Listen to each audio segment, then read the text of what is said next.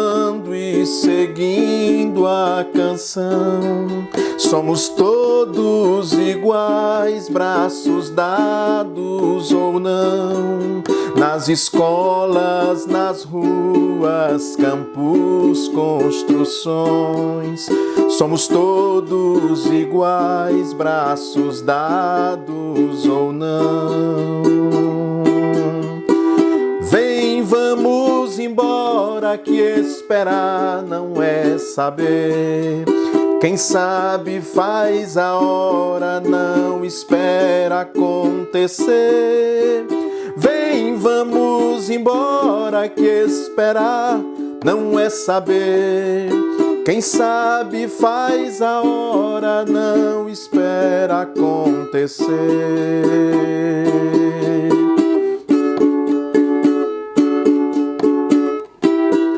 Pelos campos a fome em grandes plantações, pelas ruas marchando indecisos cordões, ainda fazem da flor seu mais forte refrão e acreditam nas flores vencendo o canhão.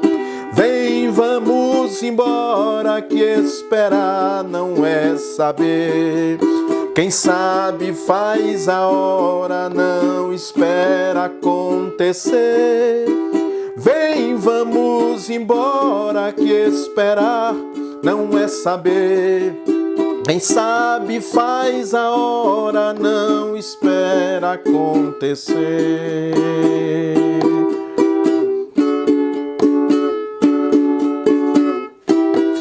Há soldados armados, amados ou não, quase todos perdidos de armas na mão. Nos quartéis lhes ensinam antigas lições de morrer pela pátria e viver sem razão. Vem, vamos embora, que esperar não é saber. Quem sabe faz a hora, não espera acontecer. Vem, vamos embora, que esperar não é saber. Quem sabe faz a hora, não espera acontecer.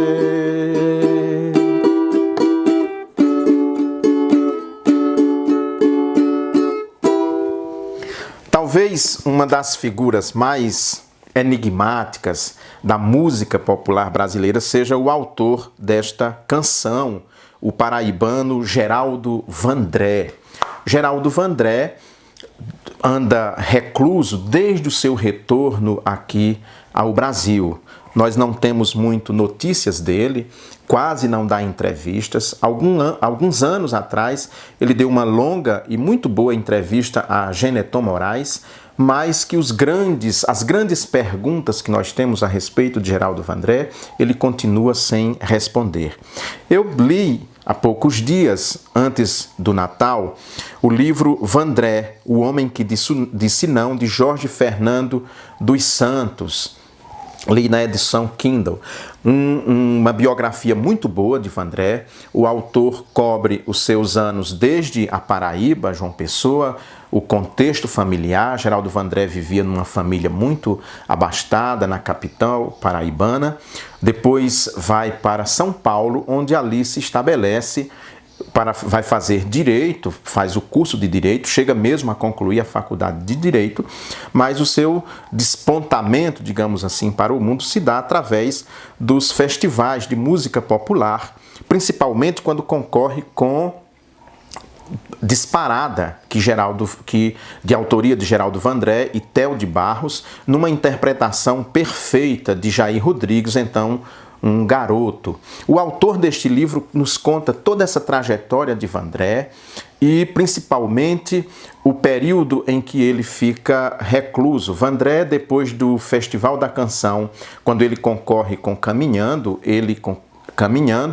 e Chico Buarque, Tom Jobim com Sabiá, uma canção muito bonita, que ganha, fica em primeiro lugar, mas o público, na verdade, estava incendiado, vivendo em plena ditadura militar e queria, caminhando como o primeiro lugar, como a grande consagrada daquele festival. Nós não vamos entrar aqui no mérito das canções, principalmente do ponto de vista estilístico, né? A composição de Chico e de Tom Jobim, muito mais bem construída estilisticamente, do ponto de vista musical, uma complexidade muito grande, e caminhando uma música com 2 acordes, como será a grande parte do Cancioneiro de Vandré, 2, 3 acordes. Vandré disse certa vez que com 3 acordes ele conseguia dizer tudo aquilo que ele queria através de suas canções. E foi quase isso que ele fez.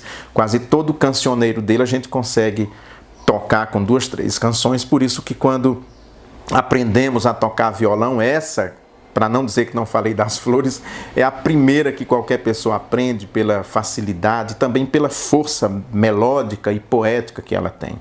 Essa música, se não revolucionou o Brasil, como imaginavam os gorilas de plantão, os militares, nós vivíamos em plena ditadura militar, pelo menos mudou completamente a vida do seu autor, Geraldo Vandré. Vandré, depois dessa composição, começa a sofrer pressão muito grande dos órgãos de repressão da ditadura militar, a censura, tudo isso. E aí ele estava em Anápolis, Goiás, com Geraldo Azevedo fazendo shows, quando ficou sabendo da publicação do ato institucional número 5, o famigerado AI-5, que institucionalizou a ditadura, a tortura, a perseguição. Numa palavra, o AI-5 institucionalizou o terror de Estado praticado aqui no Brasil durante os anos de chumbo, que cobre principalmente os governos Costa e Silva e Médici. Vandré, depois do AI-5, pouco tempo, ele sai do Brasil, vai para o Chile. O Chile, tempos depois, vai também cair num golpe militar, o golpe de Augusto Pinochet, que derruba o governo de Salvador Allende, o primeiro governo socialista do continente sul-americano. E aí Vandré vai para a Europa, fica na Alemanha, grava um disco na Europa, acompanhado pelo Quinteto Violado, das Terras de Bem-Virá, um dos discos, para mim, fundamentais na história da MPB, pela carga emotiva que o disco tem, pela sua poesia, por tudo aquilo que das Terras de Bem-Virá representa. Ainda hoje, sempre que eu escuto das Terras de Bem-Virá, não tem como não me emocionar e não chorar junto. Depois Vandré vai para a Alemanha. Na Alemanha, ele, então,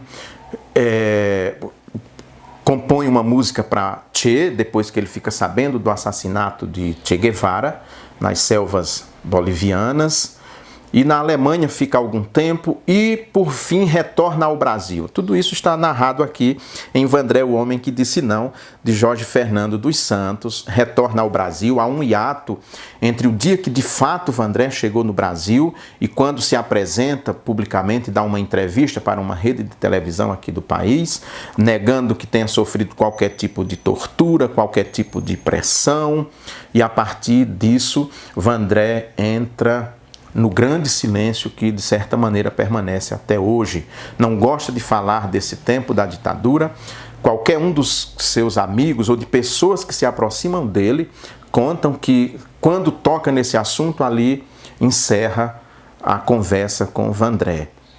Continua sendo um compositor importantíssimo para a história da música popular brasileira, e esse livro, essa biografia, é de fato emocionante. Tudo aquilo que nós pudemos conhecer de Vandré, aquilo que ele revelou e algumas coisas que ele não revelou, o autor coloca neste livro fantástico da Geração Editorial, Vandré, o Homem que Disse Não, e é uma leitura obrigatória para todo aquele que quer saber um pouco desta figura importantíssima da nossa história, que é Geraldo Vandré. Não há como falar da música no século XX aqui no Brasil sem passar por Geraldo Vandré. Como é que uma composição tão simples como Para Não Dizer Que Não Falei das Flores provoca tão grande impacto numa nação e no mundo, porque onde há manifestações populares que essa canção é entoada, ela emociona todo e qualquer coração que escuta. De maneira que esse livro é muito bom, eu recomendo, é uma leitura prazerosa do começo ao fim e nos revela muito de Vandré, embora o principal ainda não tenha sido falado sobre ele. O livro também anota que durante esse tempo de reclusão de Vandré, ele tem composto, continua compondo. Vandré, nesse período de silêncio, ele disse que não cantava mais no Brasil, não queria mais cantar no Brasil, fez shows em Porto Stroesse, né, na fronteira, acompanhado de Saldanha Rolim, uma pessoa, um grande cantor, compositor, que mora aqui em Minas Gerais, mas também nordestino, e de Saulo Laranjeira, o famoso João Plenário, que todo mundo conhece através da televisão. Vandré fez esse show com eles e foi um show... É muito interessante a gente ler toda a história, os preparativos e a realização deste show na fronteira do Brasil. Depois disso, e aí, claro, o autor não cobre esse último fato, há muito pouco tempo, Vandré apareceu em João Pessoa, a Sinfônica fez um grande concerto a partir de sua obra e nós vimos então Vandré regendo um teatro em João Pessoa, enquanto emocionada a plateia canta Para Não Dizer Que Não Falei das Flores. Salve Geraldo Vandré!